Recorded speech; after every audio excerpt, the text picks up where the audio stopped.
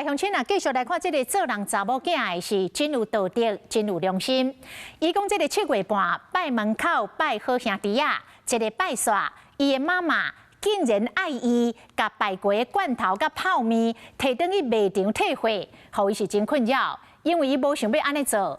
啊，就有网友甲建议，既然这个长辈相信鬼神，安尼就用鬼神论考劝长辈拜过祭品唔通共退货。啊，面上专家嘛来提醒，讲退货已经拜过祭品，确实是真无妥当。当年旧日7月，大家无用准备奖品，为着好好招待好兄弟。不过最近有民众伫咧戏海讲，妈妈伫咧中原普渡结束，竟然要求我甲拜过罐头泡面全部摕转去美食卖场退货，会感觉是真困扰，嘛无想要去做。无奈之下，就伫咧网络顶问民众要如何解决，想要到互大家是讨论甲来气气。这种行为有点像是出租的感觉，好像付他出金，然后再放回去。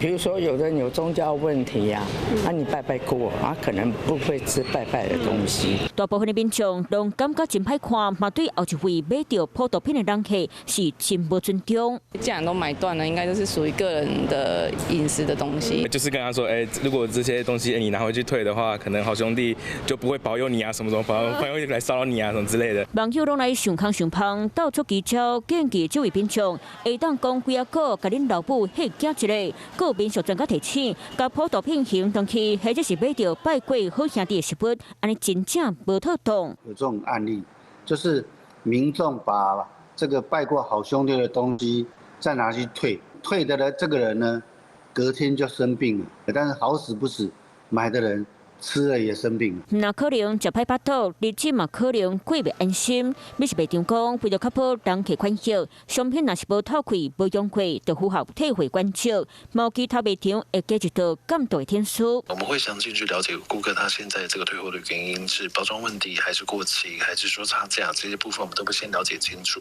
不过讲实在，民众要退货，大卖场真正无在条款。敢若希望消费者爱护道德心，唔通为着小贪，滥觞使用退货机制，造成大家不方便。